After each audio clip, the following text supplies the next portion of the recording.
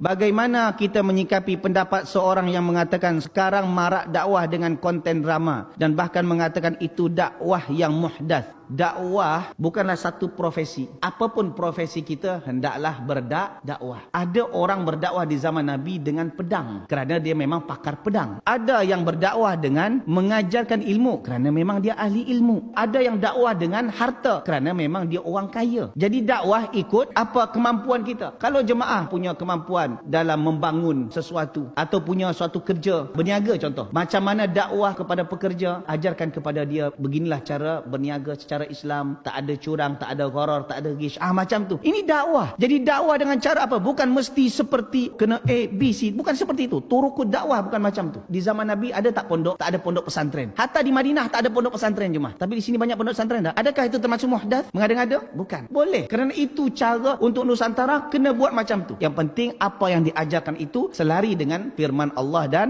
hadis Nabi SAW. Jadi kalau seandainya buat konten macam mana buat drama, yang penting isinya tak ada ikhtilat, tak ada kesyirikan, tak ada maksiat di dalamnya, tak ada mendedahkan aurat, tak ada masalah dengan drama. Boleh jadi orang dapat hidayah disebabkan itu. Contoh, dia minum pakai tangan kiri. Datang kawan salah kau ni. Minum pakai tangan kanan. Sebab kata Nabi SAW seperti ini. Oh iya ya. Akhirnya dia pun minum pakai tangan kanan. Kan buat drama tu. Boleh tak? Boleh, tak ada masalah.